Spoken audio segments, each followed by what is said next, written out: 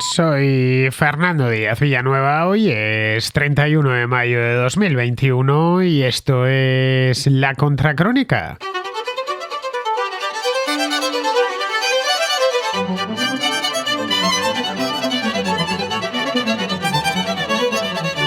Tras casi 3 años, 2 años y pico de agitación política, Chile se encuentra en un momento crucial de su historia. El pasado 14 de mayo, los delegados de la Convención Constitucional dieron por concluido su trabajo y se pusieron a revisar un borrador de lo que podría ser la constitución más izquierdista del mundo. La Convención Constitucional, formada tras la ola de protestas de finales de 2019 y principios de 2020, entregará un nuevo borrador constitucional el próximo 4 de julio. Una nueva Carta Magna que hará hincapié en los derechos de los pueblos indígenas, las mujeres y los homosexuales. Pondrá también especial énfasis en las cuestiones medioambientales, que a juicio de la mayor parte de los constituyentes han sido ignoradas en Chile hasta la fecha. El documento es el reflejo de una visión muy concreta de Chile, que se corresponde con las demandas de los partidos de izquierda y de extrema izquierda. Ambos son mayoritarios en la convención desde que ésta se conformase por votación popular en mayo del año 2021, es decir, hace justo un año. La elaboración de la nueva Constitución ha sido un tanto caótica y ha dado lugar a acalorados debates y a muchas polémicas dentro de la sociedad chilena. Los partidos de derechas, que en líneas generales se oponen al trabajo de la Convención, han salido reforzados y hoy son muchos en Chile los que rechazan sus conclusiones y, por ende, la propia Constitución que han alumbrado. La consecuencia más directa se ha podido ver en la calle a lo largo de los últimos días, las últimas semanas. Se han convocado algunas manifestaciones para protestar contra lo que temen que será un borrador o una constitución, el borrador ya lo tienen encima de la mesa, una constitución maximalista y que solo represente a la mitad de los chilenos, incluso a algo menos de la mitad de los chilenos. Pero la nueva Constitución no será aprobada por decreto, esto es simplemente un borrador que tendrá que ser sometido a referéndum. Esto de aprobarla por decreto es seguramente lo que le gustaría al nuevo presidente, a Gabriel Boric, pero las condiciones del proceso constituyente eran claras al respecto cuando este se formuló a finales de 2019. Cuando dio comienzo, ya en 2020, tras el plebiscito nacional del 25 de octubre, todos sabían que la nueva Constitución tendría que ser aprobada por mayoría simple, eso sí, en un referéndum. Este referéndum se celebrará el próximo 4 de septiembre. El voto será obligatorio y, según se desprende de los sondeos de intención de voto, los que rechazan la nueva Constitución son más a día de hoy de los que la aprueban. Es pronto de cualquier modo para adelantar resultados, faltan todavía varios meses hasta que lleguemos a la fecha del referéndum, pero la marea parece estar invirtiéndose en Chile y eso tendrá consecuencias. Digo que parece estar invirtiéndose porque hace solo 2 o 3 meses era al contrario. Si la nueva Constitución es rechazada, todo el trabajo de la Convención Constituyente habrá ido a saco roto y se tendrá que reiniciar o no el proceso constituyente.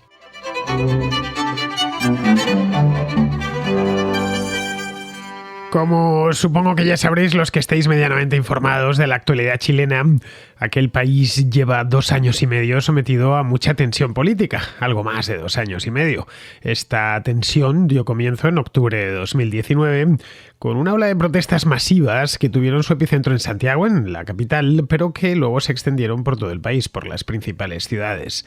Las protestas, de las que di cumplida cuenta aquí en La Contracrónica en su momento, allá por octubre, noviembre, incluso diciembre del año 2019, se extendieron de cualquier modo, ya de manera algo más suave, hasta febrero-marzo del año 2020, pero su momento álgido fue entonces, fue en octubre y noviembre de 2019. Bien, tuvieron gran acogida popular, ahí están las fotografías, ahí tenemos los vídeos de aquel entonces, y mostraron al mundo algo que se desconocía, que la insatisfacción de los chilenos era más amplia de lo que parecía desde fuera. Todo empezó, si mal nos recordamos, por la subida del precio del billete de metro, que el gobierno decidió subirlo un poquito. Los estudiantes, que son obviamente como en cualquier lugar del mundo unos usuarios intensivos del transporte público, salieron a protestar, algunos se colaron, saltaron los tornos, y bien, en unos pocos días pues ya había decenas de miles de personas en la calle que paralizaron el país durante semanas y que siguieron manifestándose, como digo, durante varios meses. Todos la verdad es que tenían algo que reclamar, cada día era una cosa nueva. Yo fui siguiendo aquel episodio tan dramático de protestas, incendios, destrucción generalizada, porque Santiago, la verdad, quedó algunas partes para rehacerla de nuevo, especialmente la red de transporte público, y veía que todo el mundo tenía algo que reclamar, que si los estudiantes, que si los pensionistas, que si los trabajadores en general, que si los indígenas, que se apuntaron también, se subieron al carro, que si las feministas, y así un larguísimo etcétera. Todos decían estar frustrados en aquel momento, y esta fue la base que sirvió de aglutinador a todos los movimientos que protestaron por los salarios bajos. Era una cosa llamativa, a fin de cuentas, ¿quién está a gusto con su salario? Pues poca gente, incluso en los países donde se gana mucho dinero, donde los salarios medios son muy altos. Si preguntásemos a la gente, incluso, qué sé yo, Suiza o algún país de estos de Europa que se ganan, o Luxemburgo, ¿no?, que se ganan salarios muy altos, seguramente por la calle nos dirían que su sueldo es bajo. Todo el mundo se queja de su sueldo, piensa que trabaja mucho más de lo que cobra. Pero bueno, decían que los salarios eran muy bajos, que no les daba apenas para vivir, que la vida estaba muy cara en aquel momento, que Santiago tenía precios de ciudad europea cuando los salarios no eran ni mucho menos los de una ciudad europea. Esto, analizándolo con más calma, con más detalle, pues veías que en parte era cierto, sobre todo el tema de los precios en Santiago, que eran realmente altos. Se quejaban también de que no había movilidad social, que el famoso ascensor social en Chile se había averiado y que era muy difícil, a través de méritos, estudios y trabajos, ascender de clase social o mejorar tus condiciones de vida. Esto daba que pensar, porque a pesar de ello, Chile lleva muchos años sirviendo o actuando como un imán sobre otros países hispanos. Caso, por ejemplo, de Bolivia, caso del Perú, caso también de Argentina. Son muchos los argentinos que emigraron a Chile, especialmente de ciertas migrante cualificado, ¿no?, que emigró a Santiago o a otras ciudades chilenas buscando buenos puestos de trabajo y estabilidad, sobre todo estabilidad, especialmente la cambiaria. Acusaban también a la clase política chilena de estar desconectada del sentir popular. Esto de nuevo es intercambiable. Casi cualquier clase política en casi cualquier lugar del mundo, por no decir en cualquier lugar del mundo, se le acusa de estar desconectada del sentir popular, a pesar de que esa misma clase política, al menos en las democracias, ha sido colocada ahí por el voto popular. No se puede decir lo mismo, pues qué sé yo, de Cuba, por ejemplo, pero en el resto de países hispanos de América, la propia España también, o en Europa o en Estados Unidos, gobiernan los políticos que ha elegido la gente. Pero le decían eso, que estaban completamente desconectados, que vivían en su propia burbuja, que eran una casta, etcétera. En fin, reclamos propagandísticos y manifestacioniles muy habituales en casi cualquier sitio. Les acusaban también de permanecer impasibles ante las demandas de los trabajadores y de la sociedad chilena. En el punto álgido de las protestas, que como ya digo, esto fue en el mes de ya finales de octubre, principios de noviembre de 2019, aparecieron grupos muy violentos de activistas que la tomaron con la red de transporte público, que en Santiago de Chile es especialmente buena si la comparamos con otras ciudades de Hispanoamérica. Es infinitamente mejor, pues qué sé yo, que la red de transporte público de Bogotá o de Lima, incluso que la red de transporte público de Buenos Aires, que es muy antigua. Buenos Aires fue de las primeras ciudades del mundo en tener una red de metro, que allí lo conocen como subterráneo o subte. Bien, pues empezaron a incendiar estaciones de metro, convoyes también, los trenes, en fin, aquello da un poco de pena ver esos trenes tan nuevecitos, esas estaciones construidas hace poco tiempo siendo pasto de las llamas. La emprendieron también contra los autobuses de línea, con algunos edificios públicos, cortaron calles, avenidas, plazas, emplazaron barricadas, en fin, que aquello fue una batalla campal, especialmente el centro de Santiago de Chile durante semanas. A algunos les dio por vandalizar y en algunos casos derribar estatuas de conquistadores españoles, pues de gente como Diego de Almagro, Pedro de Valdivia, conquistadores que en España son completamente o casi completamente desconocidos, pero que en Chile son conocidos porque fueron quienes en el siglo XVI crearon la Capitanía General de Chile, que es sobre la que nació ya en el siglo XIX la República de Chile. Bien, junto a esto, otros más pacíficos, que por cierto eran la mayoría, pues se limitaron a marchar por la calle día tras día con pancartas. Aunque las protestas aquellas fueron masivas, no todos en Chile estaban de acuerdo con ese arranque de violencia injustificado, y eso lo hacían ver a través de los periódicos, lo podíamos ver en las redes sociales, especialmente especialmente ya en noviembre, cuando la cosa se salió de madre, pues muchos chilenos con bastante razón protestaban. Una cosa es estar en contra del gobierno o protestar porque ganas poco dinero, porque te pagan poco, porque consideras que te has quedado sin pensión, qué sé yo. Hay infinidad de motivos para salir a la calle y protestar, pero no hay ningún motivo para salir a la calle e incendiar una estación de metro o meter fuego a un autobús. No existe ningún motivo, pase lo que pase. A fin de cuentas, esos son bienes públicos que se han pagado con el dinero de todos los contribuyentes y que cuando se destruyen o se vandalizan tienen que ser los contribuyentes los que repongan ese capital. Bien, pues muchos se quejaban. El gobierno de Sebastián Piñera primero se quedó en shock, en estado de shock, no se esperaba una cosa así, y luego ya posteriormente trató de devolver la paz a la calle con la policía. Pero claro, ya era tarde y se tuvo que emplear a fondo con los vándalos que se habían adueñado del centro de Santiago y de otras ciudades. Hubo incluso algunas víctimas mortales. Los manifestantes permanecieron en las calles a pesar de la respuesta policial, que en algunos casos fue bastante dura. La izquierda chilena, entre tanto, pues vio una ventana de oportunidad y se afanó en capitalizar el estallido de las protestas y señaló como el origen de todos los problemas, lo redujo a casi una sola cosa. Todos los problemas de Chile, ojo, que debían ser, como en todos los países, muchos, bueno, pues los redujeron a una sola cosa, que era la Constitución actualmente vigente. Una Constitución que proviene de tiempos de Pinochet, fue ratificada en 1980, se ha reformado en decenas de ocasiones, más de 50, y esta era, según pues prácticamente toda, por no decir toda la izquierda chilena, el origen de todos los problemas. A este episodio tan prolongado de protestas le empezaron a poner nombres, que si el estallido social, que si la explosión social, que si la primavera chilena, leí en alguna ocasión, la revuelta de octubre, para darle así unos tintes un tanto revolucionarios. Así es como han dado en llamar estas protestas. Podréis encontrarla de esta forma que os acabo de decir y de unas cuantas más. Bien, todo esto culminó, Piñera quería evidentemente acabar con esto cuanto antes, ¿no? Todo esto culminó con un acuerdo multipartito, se llama el Acuerdo por la Paz Social o algo así, un acuerdo muy sencillo de 12 puntos que traería una nueva Constitución, habida cuenta de que habían señalado a la Constitución del año 80 como el origen de todos los males. El acuerdo fue firmado por líderes de los partidos de todo el espectro ideológico y describía este acuerdo de forma meticulosa los pasos para redactar una nueva Carta Magna, en la que la mayor parte de los chilenos estuviesen de acuerdo, que los integrase a todos y que dejase ya de una vez por todas la dictadura atrás, que nadie pudiese en ningún momento referirse a la Constitución como la Constitución de Pinochet, a pesar de que la Constitución actualmente vigente en Chile le queda evidentemente el origen, sí es de 1980 cuando estaba Pinochet en el poder, pero ya digo, se le han practicado más de 50 reformas. Los constituyentes de aquel entonces no terminarían de reconocerla. Para que nos hagamos una idea, la Constitución española, que es del 78, es decir, de 2 años antes, la actual, pues han tenido, creo que son 2 reformas minúsculas, puramente cosméticas. Del resto no se ha movido ni una coma, nada fundamental, desde luego.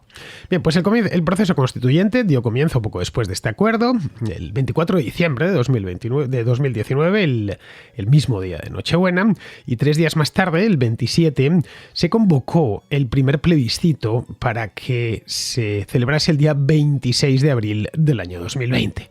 Pero sucedió entonces algo imprevisto en Chile y en el resto del mundo, porque esto afectó a todo el planeta, y es que llegó la pandemia de COVID y hubo que aplazarlo hasta el 25 de octubre. El proceso constituyente ha enviado a los chilenos a las urnas en 2 ocasiones. Luego han tenido que ir además a votar por el presidente, pero bueno, eso era al margen del proceso. Pero solo relativo al proceso ha habido 2 convocatorias electorales. Primero votaron si convocar una convención constitucional y qué forma debería adquirir esa convención constitucional. Esa fue la primera pregunta que se hizo. Y era además una cosa muy oportuna porque se quería tantear a la sociedad chilena para saber si efectivamente los chilenos estaban a favor de que se cambiase la Constitución, más que cambiase, de que se crease desde cero una constitución nueva.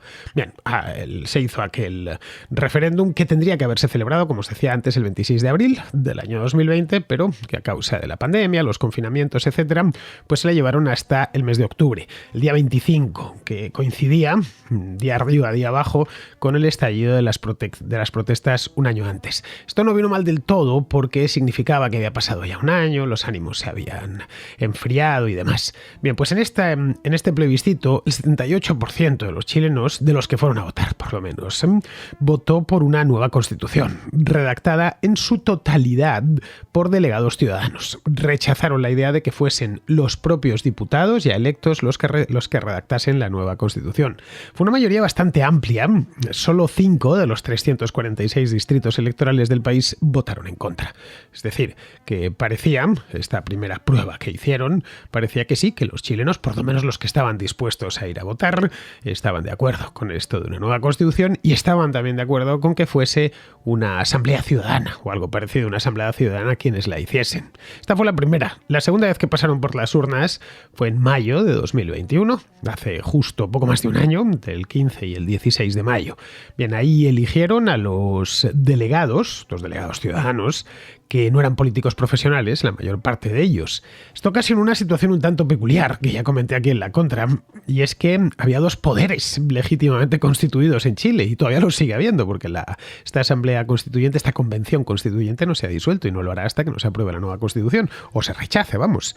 Por un lado estaba el Congreso Nacional, formado bicameral en la República de Chile, formado por la Cámara de Diputados y por el Senado, y por otro la Convención Constituyente, y digo legítimamente constituidos porque ambos habían emanado de la voluntad popular. Son dos poderes con representaciones políticas muy distintas, ya que en la Convención la proporción de representantes de izquierda era mucho mayor en aquel momento que en el Congreso. Unos, y así lo trataban de vender en artículos de opinión y demás, venían a decir que que el Congreso Nacional representaba el pasado de Chile, mientras que la Convención Nacional representaba el futuro de Chile. Para la conformación de la Convención Constituyente, los chilenos eligieron por lo general, hubo evidentemente de todo, pero la gran mayoría eran personas que provenían de fuera del sistema político. Es decir, de fuera de los partidos tradicionales que no estaban significados políticamente, al menos desde el punto de vista activo. Algunos sí, muchos eran conocidos por ser activistas, famosos, generalmente de izquierdas, ¿no? Y estos iban a ser los encargados de redactar la nueva Constitución. Tengo el dato aquí, el 87% de los delegados nunca había ocupado un cargo electo antes. Es decir, prácticamente todos, casi el 90%, casi 9 de cada 10. Luego estaba además, y esto también lo comenté aquí en la contra en su momento, estaba muy escorado hacia la izquierda. A poco que veamos los resultados de aquella elección, vemos que daba una convención muy izquierdista. Los partidos tradicionales de la derecha chilena, como por ejemplo la Unión Demócrata Independiente, la UDI o la Renovación Nacional, que son que llevan muchos años en esto, que en aquel entonces ocupaba la presidencia con Piñera y ocupaban también el 46% de los escaños en la Cámara Baja, en la Cámara de Diputados, ganaron solo en la Convención Constituyente el 21%, solo 32 escaños. Aquí pues algunos no se lo terminaban de explicar, venían a decir que quizá es que estaba perdiendo apoyos la derecha en Chile, quizá es que muchos de los votantes de la derecha se sentían defraudados o desmotivados o estaban simplemente desmovilizados políticamente o se mantenían en estado de shock después de haber visto todo lo que tuvieron que ver entre 2019 y 2021 y no fueron a votar, de tal manera que le regalaron la convención a los partidos de izquierda. Bien, se estableció en la convención porque esto empezó ya desde el principio, se estableció una disposición de paridad de género, por lo que las mujeres obtuvieron la mitad de los escaños. Esto trataron de hacerlo ver como un gran avance, porque en la Cámara de Diputados, por ejemplo, pues solo el 23% de los diputados eran diputadas, mientras que en la Convención Nacional era 50-50. Luego a los pueblos indígenas les garantizaron 17 escaños, elegidos a través de listas especiales por miembros de lo que allí llaman en Chile las 10 primeras naciones indígenas, o algo así, son 10 pueblos indígenas de Chile. El mayor de todos ellos es el pueblo araucano, que allí en Chile se le conoce como mapuche. Bueno, pues la líder mapuche, que se llama Elisa Loncón, fue de hecho la primera presidenta de la convención. La cosa, como vemos, empezó ya marcando ciertas maneras. El hecho mismo de la paridad de género, que es un objetivo loable, sin ninguna duda, siempre y cuando que no se haga a través de la ley. Uno debe llegar a un cargo a través de sus capacidades, no de su género ni de su adscripción étnica. Estamos hablando de categorías que son pues muy anteriores al mundo moderno, ¿no? Como perteneces a este pueblo, pues tienes un privilegio, digamos, de ocupar tal escaño. O tenemos que poner el 50% de mujeres y de hombres, aunque luego resulte, pues qué sé yo, que los hombres no se merezcan, por ejemplo, el 50% porque no hay suficientes hombres con categoría o con méritos suficientes como para llegar a eso. Vamos, lo de la discriminación positiva que tanto ha dado que hablar. Esto valdría también para las mujeres. Vamos, que si uno llega a diputado, debería ser por méritos y porque vale y porque ha conseguido captar voto, no porque haya nacido con un sexo o con otro. Pero bueno, esto nos permitía hacernos una idea de cuál iba a ser el enfoque general de todo, de la nueva Constitución. Era algo así como el aperitivo que te ponen en los restaurantes antes de empezar a comer. Bien, a partir de ahí ya empezaron a servir los platos y empezó el espectáculo, que algunos han denominado como auténtico circo. En algunas ocasiones este circo era pintoresco y daba grandes momentos en las redes sociales, como aquella vez que una de las delegadas se disfrazó de Pokémon, sí, tal cual, un disfraz gigantesco, además muy voluminoso, y se aupó a la tribuna de oradores y se puso a hablar con un disfraz de Pokémon que era imposible no reírse, claro, a carcajada batiente. En otras era directamente cómico y en algunas incluso siniestro, por las intenciones declaradas de algunos delegados, cuyo maximalismo ideológico ponía en duda, más en duda seria, la voluntad de crear una constitución que fuese y que respetase a todos los chilenos. Vamos, que parecía por momentos y sigue pareciendo, la verdad, porque el proceso no ha concluido, parecía que Chile había dado un salto sin paracaídas hacia lo desconocido. Los delegados de derechas, pues claro, ¿qué iban a hacer? Se quejaban de que el debate estaba tan escorado hacia la izquierda que el país terminaría en algún lugar entre Argentina y Venezuela. Otros hablaron directamente de suicidio político de Chile, vamos, de que es el país más próspero de la América hispana y también el más democrático, por cierto, y en el que con más escrúpulo se respeta el Estado de Derecho desde hace muchísimos años. Vamos, el país ejemplar por antonomasia de Sudamérica. El proceso ha sido rápido. Ya digo, se eligió la convención hace solo un año, ha sido bastante confuso, a mí la verdad, si os soy sincero, me ha costado seguirlo. Pepe había pensado en alguna ocasión hacer un programa sobre esto, pero es que iba a una velocidad mucho mayor de la que yo soy capaz de capturar y procesar la información, pero bastante mayor, ¿eh? Ha sido una cosa que iba cambiando conforme a los días, me perdía, iba a la prensa chilena y decía, pero bueno, ¿dónde estaba esto? ¿Por qué han cambiado? Esto que había estado en el comité ahora lo han tirado en el pleno y ha vuelto al comité. En fin, crear desde cero una nueva constitución siempre es ya de por sí, vamos, una tarea abrumadora para cualquiera, para la que es necesario armarse de paciencia y estar dispuesto a ceder y a negociar infinidad de artículos. Esto en cualquier proceso constituyente se sabe, por eso se convocan cortes constituyentes que a lo que se dedican durante el tiempo de la elaboración de esa constitución es esencialmente a hacer la nueva constitución con equipos muy especializados, conocedores del derecho constitucional, etcétera, gente que sabe lo que se tiene entre manos y que está dispuesta, por supuesto, cuando se está negociando. Una constitución es para todo el país, es la ley de leyes. Tienes que estar dispuesto a hacer todo tipo de cesiones, todo tipo de cambalaches políticos. En fin, no es un plato de que pueda digerir todo el mundo. Tienen que ser políticos muy concretos, muy hechos para este tipo de cosas. Tienes que ceder continuamente, negociar artículos uno tras otro, hasta el último detalle, hasta el verbo que se escoge. Pues bien, el acuerdo original, que era de 12 puntos, que en principio parecía sencillo, empezó aquello a multiplicarse. Esto dio el acuerdo de 12 puntos, es el que había dado a la convención un año antes para que escribiese el borrador. Bien, pues este acuerdo imponía que tenía que tener una mayoría de 2/3 todo el texto. para que tuviese una especie de seguro, ¿no? Para que tuviese la mayor representatividad posible. Los delegados fueron improvisando los procedimientos de la convención, porque le habían puesto en ese acuerdo de 12 puntos, era muy sencillo. Crearon un proceso de iniciativa ciudadana que consistía en que se aceptaba cualquier propuesta formulada dentro de un plazo determinado y firmada por 15.000 chilenos, es decir, muy pocos, teniendo en cuenta que Chile es un país de 18 millones de habitantes. Se organizaron entonces comités que recibían y votaban estas propuestas de los ciudadanos. Esas propuestas, una vez aprobadas, pues se llevaban al pleno de la convención. Una vez allí, las propuestas con un apoyo mayoritario, pero inferior a 2/3, volvían al comité para ser revisadas. Las versiones modificadas regresaban al pleno para una segunda y ya última votación. Si eran rechazadas, se desechaban. Pero entre medias, claro, se había desperdiciado tiempo y recursos en lo que bastante a menudo, eran propuestas descabelladas. Ahí es donde yo al final terminé naufragando. Los delegados dependían de los votos de los comités y del pleno para llegar a acuerdos, como estamos viendo. En la mayor parte de las convenciones constituyentes, las negociaciones se suelen llevar a cabo a puerta cerrada por parte de profesionales de estas cosas. De este modo, pues se aligera la tarea, se evita perder el tiempo con propuestas que no van a prosperar. La convención chilena consideraba decenas de artículos por día, sin el personal ni el tiempo para negociar acuerdo alguno, y muchas veces sin ni siquiera la voluntad. Se quería imponer, así por las buenas porque somos más.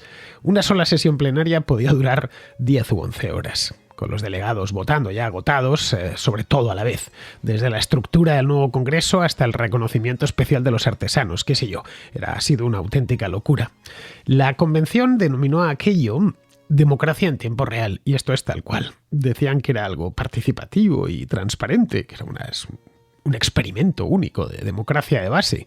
Cada idea, sin importar cuán poco realista fuese, y muchas eran muy poco realistas, se transmitían a través de YouTube, por ejemplo, y eso ya luego se debatía. Estaban los foros echando fuego, los periódicos, la radio, la televisión, iban informando, pero claro, es que era dificilísimo mantenerse al día.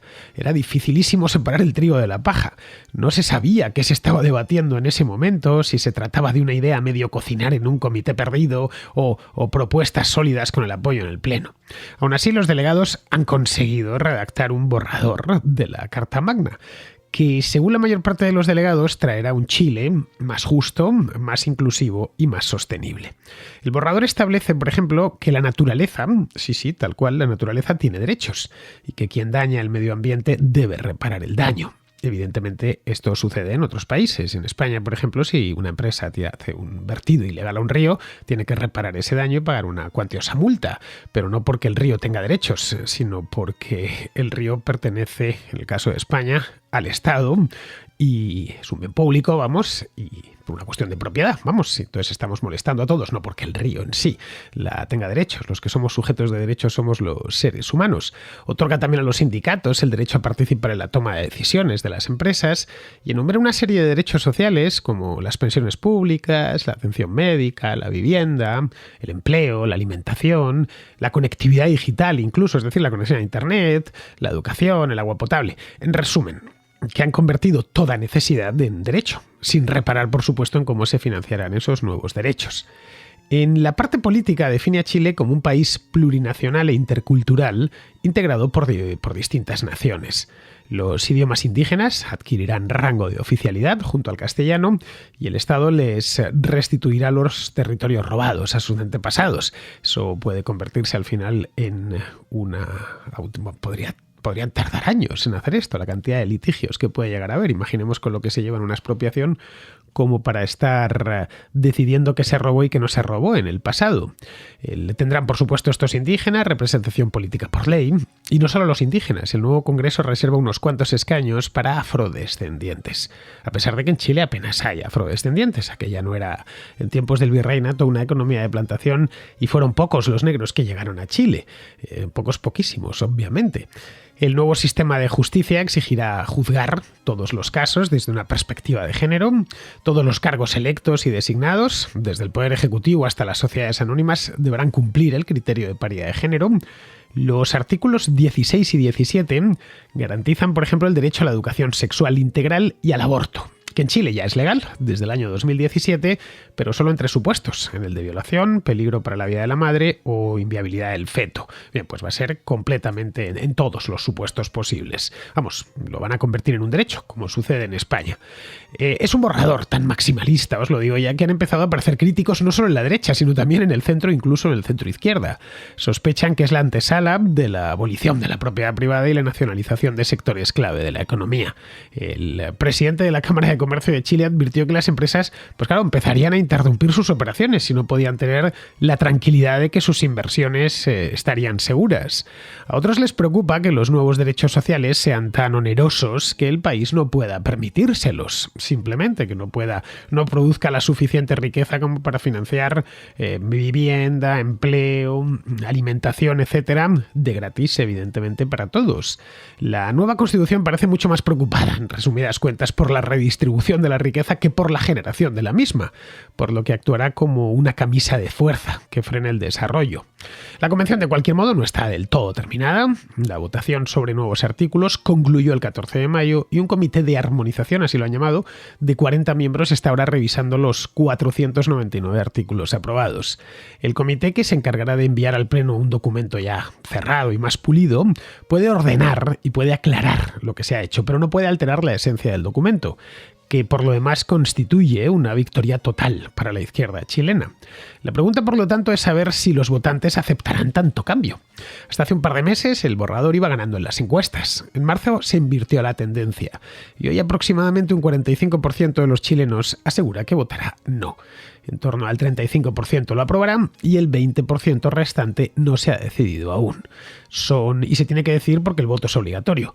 Son esos los que tienen el destino de Chile en sus manos. La votación, ya digo, es obligatoria y el documento solo necesita una mayoría simple para prosperar. Si los votantes finalmente se decantan por rechazar la nueva Constitución, el borrador constitucional, que todavía no es una Constitución propiamente dicha, bueno, pues se volverá al punto de partida. La Constitución de 1980 seguirá vigente y se habrán tirado 2 años y medio, más de 2 años y medio a la basura. El presidente Boric habrá sufrido un revés considerable porque él era gran partidario de la Constituyente y sigue siéndolo, y tendrá que gobernar el resto de su mandato con la Constitución vigente y sin poder apelar a la dictadura de Pinochet, porque esta vez serán los chilenos los que han rechazado con su voto una nueva Constitución. Si los votantes aceptan el borrador, que también es posible, se abrirá una nueva etapa política en Chile. La República será refundada por completo y eso traerá aparejadas consecuencias, la mayor parte de las cuales no podemos ahora ni siquiera atisbar. Vamos con la contrarréplica. Empezamos con Carlos, que tiene 3 preguntas para Eric sobre el tema de las armas. Bueno, tiene 3, pero la tercera se le ha olvidado en el curso de la nota de voz. Buenos días, Fernando. Acabo de escuchar la contracrónica con Eric sobre el tiroteo de Uvalde. Y bueno, de todo me alegra ver una perspectiva más racional respecto al tema, que siempre que hay un tiroteo se reduce inmediatamente a armas sí y armas no, el discurso, y ya es un tema que está tan politizado en Estados Unidos.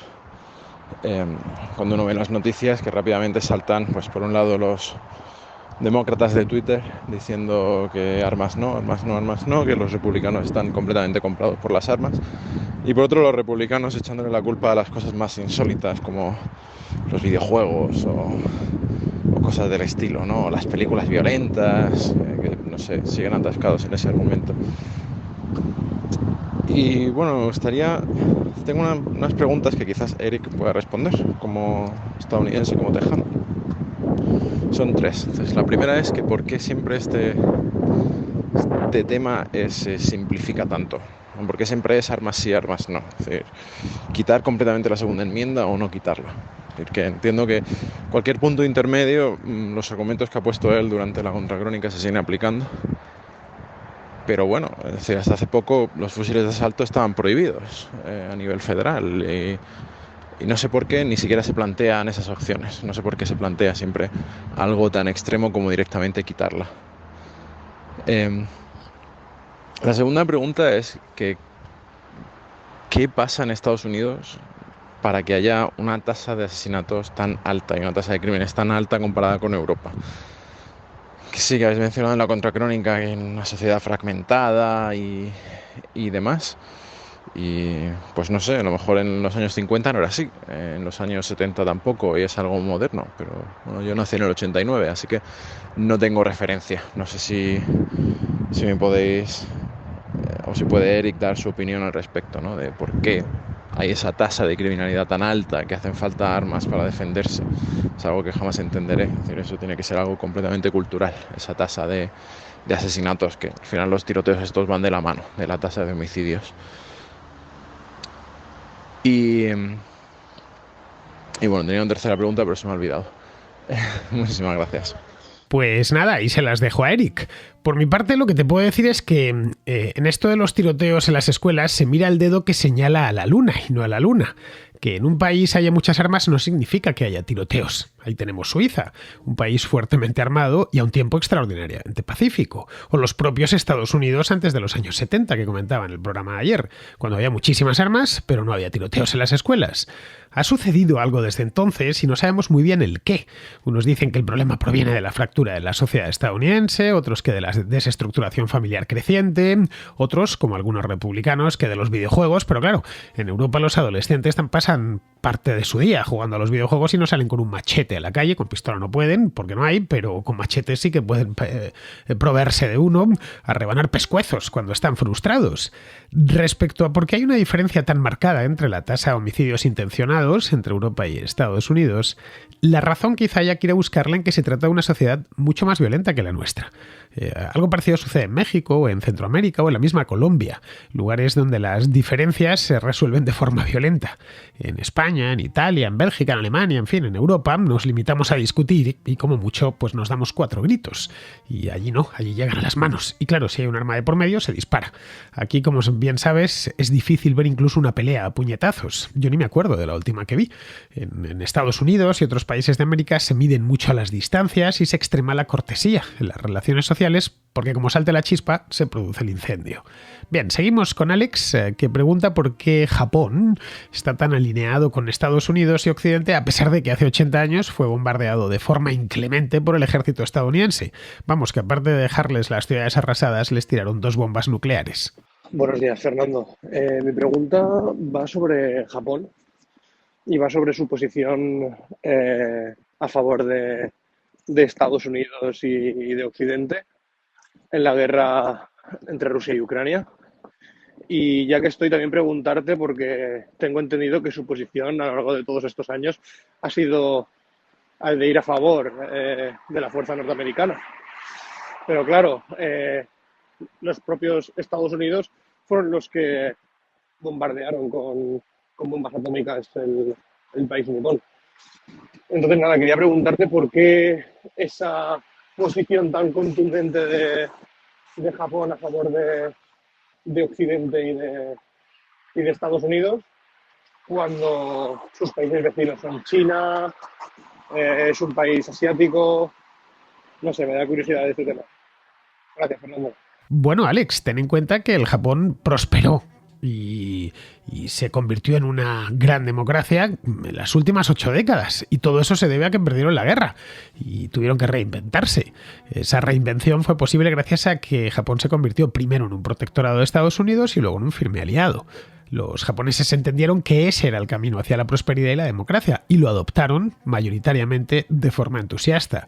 Siempre ha habido en Japón, eso sí, una corriente política que aboga por recuperar el esplendor perdido y la independencia estratégica, pero esa corriente nunca ha llegado a tener suficiente fuerza. Los japoneses, entre 1945 y el final del siglo, se afanaron en prosperar y en convertirse en una potencia económica, cosa que por cierto consiguieron sobradamente. Pues hará unos 20 años más o menos empezó a emerger la vecina China como gran potencia, empequeñeciendo a Japón. Entre chinos y japoneses siempre hubo una gran rivalidad. Es una relación complicadísima entre ambos, pero Japón es desde el punto de vista demográfico pues 10 o 12 veces más pequeño que China. Así que los japoneses se han refugiado bajo la ala protectora de Estados Unidos. Vamos, algo parecido a lo que hicieron los surcoreanos. Por lo demás, pues es normal que Japón se identifique con Occidente. Es un país democrático en el que imperan los valores esenciales de Occidente. El japonés medio mira a Europa y a Estados Unidos como referentes y se siente parte de una comunidad de naciones civilizadas. Esa es la razón por la que su gobierno siempre suele alinearse con Estados Unidos y con Occidente, simplemente porque en muchos aspectos los japoneses son occidentales. Bien, vamos ahora con Alejandro, que vive en Francia y que tiene una pregunta sobre la doble nacionalidad. Hola Fernando, ¿qué tal? Mira, pues antes de nada felicitarte por el programa. Llevo escuchándolo un poco tiempo, será un mes o así, pero la verdad que me interesan mucho los temas que tratas y demás, y creo que seguiré escuchándolo porque estoy aprendiendo bastante, la verdad. Y mi pregunta era a raíz del último programa que has dicho la definición de patria, nación, estado, etcétera. Y en un punto de ello comenta lo del servicio militar.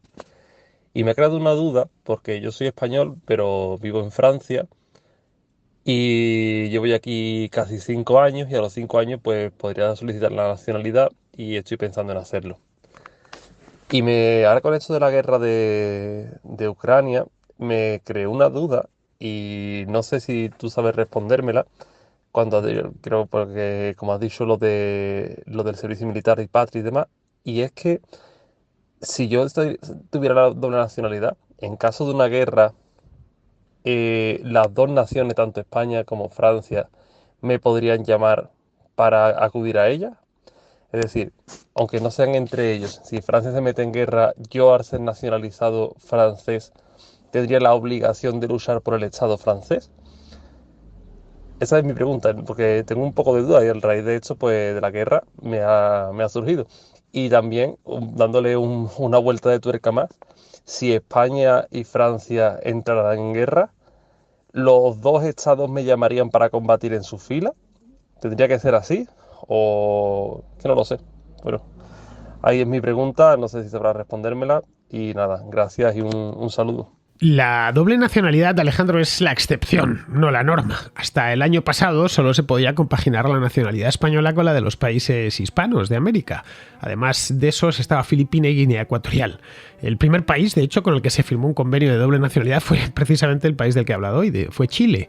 Esto creo que fue en los años 50 o por ahí. Y luego ya fueron sumándose otros convenios con el resto de países de América que son hispanohablantes. La idea de estos convenios pues era que entre países hermanos ni puede ni debe haber guerras, así que no se presentaría esa eventualidad que has manifestado. En Europa no había convenios de doble nacionalidad hasta que se firmó uno con Portugal, al que, como bien sabes, pues denominamos informalmente como país hermano. Pues bien, el año pasado se suscribió un convenio con Francia que permite a los españoles que residan en Francia y a los franceses que residan en España solicitar la nacionalidad a partir de un determinado momento. Creo que son 5 años de residencia. Se parte de nuevo de la idea de que España y Francia no volverán a entrar en guerra, por lo que no habrá que dilucidar si te toca combatir por uno o por otro. En el caso hipotético de que esto sucediese, entiendo que tendrías que elegir bando y el otro bando pues te retiraría su nacionalidad. Bien, pues ya terminamos. Vamos con Pizarro, que nos habla de de lo que pasa en Colombia, de Petro, y que ganó ayer este domingo las elecciones con un 40%, aunque el segundo, eso sí, no fue Fico Gutiérrez, sino Rodolfo Hernández. Las circunstancias esenciales colombianas actuales son el narco y el empobrecimiento. El 19 de junio los votantes colombianos están convocados para elegir un presidente que las gestione. Sea cual sea el resultado, contarán con un presidente que no sabrá cómo hacerlo. El mejor colocado en las encuestas, Gustavo Francisco, propone negociar con el narco, mayor gasto público, redistribución ideológica estatal y ecorenuncias para la paz y la prosperidad en Colombia. Lo dicho, este tampoco sabrá. Un cordial saludo de Pizarro. Y hasta aquí, queridos amigos, llega la contra de hoy, 31 de mayo, mañana empezamos el mes de junio con muchísimas ganas y muchísima alegría, así que aquí os espero. Hasta mañana, amigos.